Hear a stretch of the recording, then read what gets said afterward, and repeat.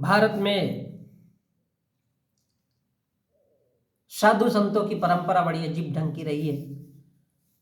तो जितना बड़ा साधु संत उतना बड़ा ढोंगी, उतना बड़ा पाखंडी और उतना बड़ा तांडववादी। व्हाट इज तांडव? तांडव क्या है? तांडव का अर्थ यह है नंगापन। नंगापन पता है आपको भारत में कितने सारे नागा साधु रहते हैं। अब सवाल उठता है ये नंगे क्यों रहते हैं? तो किसी ने बहुत अच्छे से कहा है कि नंगा खुदा से भला। मतलब भगवान से भी बड़ा होता है भाई नंगा इंसान। नंगा इंसान चाहे तो भगवान की मूर्ति पे पेशाब कर दे, अब वो चाहे राम का हो मंदिर या फिर रहीम का हो, किसी कृष्ण का हो या फिर शिव जी का हो, पेशाब कर दे भाई। और नंगा इंसान कब बनता है? जब इंसान 1 या 2 पैक लगाता है, पैग शराब पी लेता है, तो किसी के बाप से नहीं डरता। और ऐसी स्थिति में वो उस भगवान के ऊपर भी पेशाब कर देता है। उसको पता होता है कि साला भगवान तो है नहीं, क्योंकि वो पी लिया है। वो सच बोल रहा है क्योंकि वो नशे में है। वो पेशाब कर रहा है, उसको पता है भगवान कुछ नहीं करेगा, उसको पता है शराब उतर जाएगी, काम खत्म। लेकिन उसने एक सच्चाई को जन्म दे दिया कि भगवान कुछ होता नहीं, तो फिर ये साधु संत मंदिरों में करते क्या है? जी, ये एक बहुत बड़े अय्यासी का मार्ग है।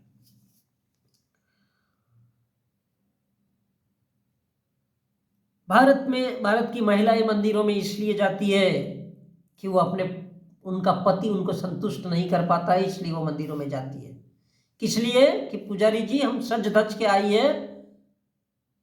आइए थोड़ा हमारे बदन को निहारिए।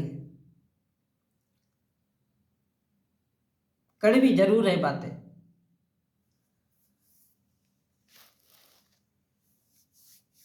तो महिलाएं क्यों जाती है मंदिर?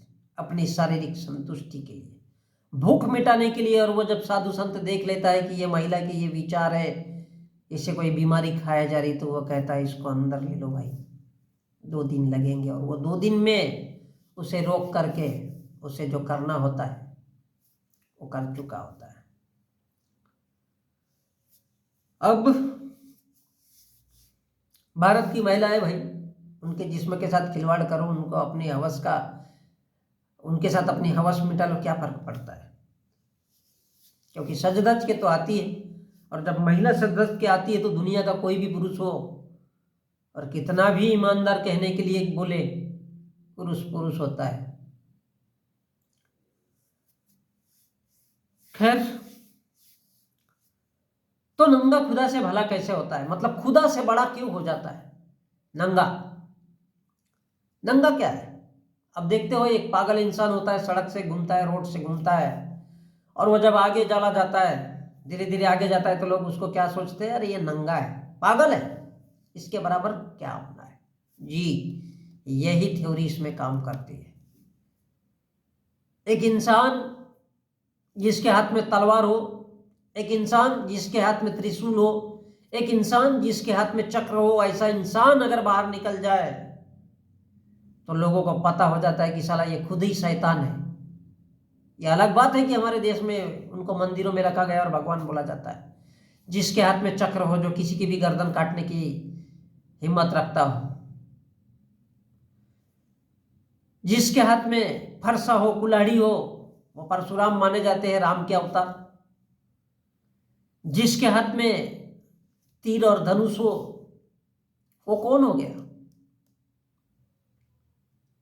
अरे यही तो सबसे बड़े जानवर है, जानवरों के आका, जानवरों के देवता, जानवरों के जिन, जानवरों के शैतान, बड़े से बड़े। यही तो राक्षस है भाई, जिनके मंदिरों में हम देखने जाते हैं। किसी के हाथ में तीर है, किसी के हाथ में चक्र है, और किसी के हाथ में क्या है? तलवार है, किसी के हाथ में गधा है। और उन जानवरों को हम उस मंदिरों में देखने के लिए जाते। क्यों? क्योंकि हम उनको भगवान मानते हैं। किस लिए मानते हैं भाई? वो तो जानवर है। जिसके हाथ में तलवार हो वो इंसान नहीं हो सकता। वो तो खूनी है, वो तो आतंकवादी है, वो तो डाकू है, वो तो लुटेरा है। जिसके हाथ में गदा हो, जिसके हाथ में त्रिशूल हो, वो तो इंसानों की हत्या कर रहा है भाई। किसी ने संबुक के ऊपर जो लोगों को ज्ञान की बातें समझाता था, उसके ऊपर उसकी हत्या करवा दी। धनुष चला के बोले क्या किया? तो बोले राक्षसों का वध किया। भाई वो राक्षस नहीं था, वो लोगों को ज्ञान दे रहा था। वो भी तो कोई ऋषि था। फर्क इतना था कि उसे आप लोगों ने दलित बना दिया। तो आपने हत्या किसकी करवाई? राक्षसों की नहीं की बेटा। मंदिरों में जो बैठे हैं वो राक्षस है साले। जिसके हाथ में तलवार है, जिसके हाथ में गदा है, किसी के हाथ में चक्र है, वो बोलता है मतलब चक्र मतलब क्या? Grinder wheel. आज के जमाने में हम स्टील काटने के लिए जो यूज करते हैं वो ग्राइंडर व्हील उस जमाने में उसके हाथ में दिख रहा है। मतलब क्या है? मतलब क्या है भाई? मतलब ये है कि भारत में जितना बड़ा जानवर वो उतना ही बड़ा भगवान।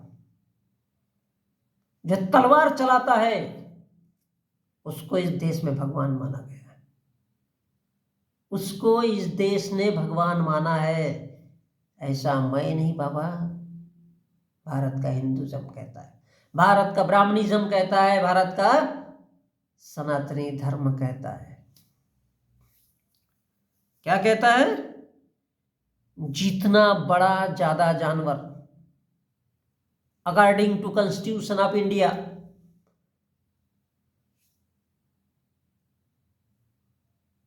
जिसके हाथ में जो तलवार निकलना चाहता है साला वो तो आतंकवादी है। यह अलग बात है कि भारत के सुप्रीम कोर्ट में साले पूरे के पूरे ब्राह्मण जज है। इस देश में रामनवमी के दिन तलवार लेकर के रैलियां निकाली जाती है, नो एक्शन। क्योंकि वो भी ब्राह्मण, ये भी ब्राह्मण, निकालने वाला मोहन भागवत, दोनों ब्राह्मण, चचेरे मौसेरे भाई। और चोर चोर क्या होता है? मौसेरे भाई। ये थ्योरी है भाई। क्योंकि रिलेशनशिप रिलेशनशिप होती है। सुप्रीम कोर्ट के ब्राह्मण, सुप्रीम कोर्ट में ब्राह्मण, हाई कोर्ट में ब्राह्मण जज, भारत का सबसे बड़ा आतंकवादी संगठन कौन? उसका चीफ कौन? मोहन भागवत। भारत की सत्ता उसमें बैठा हुआ कौन? हिंदू। भारत की 68% जमीन जायदाद किसके पास है? भारत के ब्राह्मण के पास, भारत के ऊंची जातियों के लोगों के पास। भारत की बड़ी बड़ी सर्विस, भारत की बड़ी बड़ी नौकरियां भारत के ब्राह्मणों के पास।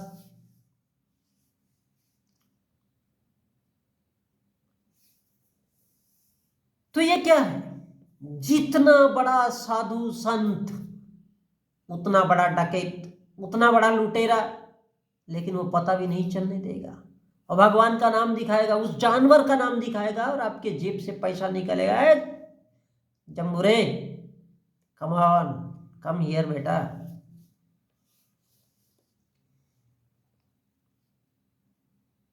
नंगे हैं हम, नंगे रहते हैं, अपना टुल्लू पंप लोगों को दिखाते हैं, उसमें घंटी भी बांधते हैं, उसको बजाते भी है। भारत की महिलाएं आती है, उसको धोती है, पानी पीती है। क्या है? क्योंकि उन महिलाओं के घरों में पानी नहीं है, उसका पति उस महिला को पानी नहीं पिला सकता, इसलिए वो वहां पर आती है, उसका टुल्लू पंप धो के देती है। भाई ये आस्था है मेरे देश के लोगों में, आस्था है। और मैं किसी के आस्था का अपमान नहीं करना चाहता, मैं नहीं चाहता, मैं तो सिर्फ सच्चाई बयान कर रहा हूं। किसी को बुरा अगर लगे तो मेहरबानी करके 2 रोटी ज्यादा खाइएगा, आपकी सेहत बनेगी। अनुलोम विलोम करिएगा कभी, तो शायद आपकी गलतफहमी दूर हो जाएगी। तो भारत का साधु संत क्या है? नंगा, तलवार निकालो, सामने वाले को दिखाओ, सामने वाला डर जाएगा, डर के भाग जाएगा, कभी सवाल भी नहीं करेगा, आपके पास भी नहीं आएगा। वो इसलिए नहीं आएगा क्योंकि वो जान चुका है कि ये इंसान शराब पिया है, ये इंसान नंगा है, ये इंसान साधु है, संत है, लेकिन इसके हाथ में बंदूक है, इसके हाथ में पिस्तौल है, इसके हाथ में धनुष है, इसके हाथ में गदा है, इसके हाथ में त्रिशूल है, और ऐसे बदमाश आदमी के मुंह नहीं लगना है। अब वो साला गाली दे, तो मुसलमान को गाली दे सकता है, क्या गाली दे सकता है? साले मुसलमान ही खराब है। वो गाली दे सकता है कि भारत के दलित ही खराब है, भारत के ईसाई भी खराब है। अब भैया सब खराब है, आप अच्छे हो फिर भी नफरत क्यों? तो नफरत इस बात के लिए है, उसको लगता है कि एक वही पवित्र है, और जो खुद को पवित्र दिखाने की कोशिश करता है, समझ लो दुनिया का सबसे बड़ा गंदा इंसान, दुनिया का सबसे बड़ा भिखमंगा, दुनिया का सबसे बड़ा हत्यारा कौन है? वही है जो खुद को एक अच्छा इंसान कहता है। और यही चिकनी चुपड़ी बातें करके वो खुद को नंगा साबित करना चाहता है कि यस हम बदमाश हैं, हम गुंडे हैं, हम मवाली हैं, हम लुटेरे, लेकिन मुंह से ये नहीं कहेगा। एक ही बात बोलेगा, तुम्हें मंदिरों में आना है, तुम्हें यहां आना है, तुम्हें ऐसा मानना है, तुम्हें वैसा मानना है, तुम्हें चढ़ावा देना है, इंजीनियर, डॉक्टर, वकील बनने के लिए शिक्षा ग्रहण करनी है, ये कभी भी नहीं बोलेगा। उसको पता है कि शिक्षा अगर जिस इंसान के बीच में आएगी, जिस इंसान के अंदर आएगी, तो वो हमारी नफरत करेगा, क्योंकि नंगा रहना मानवीय सभ्यता के खिलाफ है। अगर वो नंगा है, चाहे वो किसी भी धर्म का इंसान क्यों ना हो, और नंगा रहता है, नंगा घूमता है, इसका मतलब वो अपना नंगापन दिखाना चाहता है, अपना टुल्लू पंप लोगों को दिखाना चाहता है कि मेरे से बदमाश इस दुनिया में कोई नहीं है। सच में वो बदतमीज है, ये कोई आस्था नहीं हो सकती, इतनी खतरनाक मनुष्य की आस्था नहीं। वो दिखाना चाहता है कि जहां भी महिलाएं मिले हम वहीं पे उस महिला के वेजिना में डाल देंगे, क्या? हमारा अपना पेनिस। नंगापन है ये। इसलिए भारत की महिलाएं बोलने से पहले 10 बार सोचे समझे। क्या समझे? कि हम नंगे इंसान हैं, और नंगा इंसान कभी भी किसी का भला नहीं सोच सकता, किसी का अच्छा नहीं सोच सकता, सभी का भला, सभी की भलाई हो, चाहे आपका जाति, धर्म, मजहब कुछ भी हो, ये कभी भी नहीं सोच सकता। इसलिए वो नफरत फैलाता है, और नफरत फैलाने के साथ साथ वो दिखाना चाहता है कि दुनिया में सबसे ज्यादा नंगापन हमारे अंदर भरा है, और हम भगवान को नहीं मानते तो तुम लोग क्या चीज हो? अगर कोई महिला आती है, ठोक दो साले को, आगे से ठोको, उसको पीछे से ठोको, क्योंकि महिला उपभोग की वस्तु है। महिला ने शिक्षित नहीं होना चाहिए, पुरुषों ने शिक्षित नहीं होना चाहिए, क्योंकि अगर शिक्षित होंगे तो हमारी कौन गिनती करेगा, कौन आएगा हमारे पास? इंसान तो इंसान, उनको कुत्ता भी नहीं पूछेगा। इसलिए सर्वप्रथम बात यह है कि न हिंदू बनना है, न मुसलमान बनना है। अगर बनना है तो सिर्फ इंसान बनो, सिर्फ इंसान बनो, कम से कम इंसानों की लाइफ को समझो।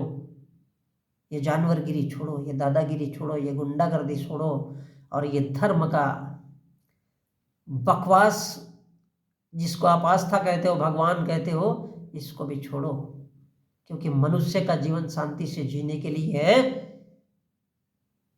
ये भगवान, धर्म, मजहब के चक्कर में जाकर के जानवर बनने का नहीं है।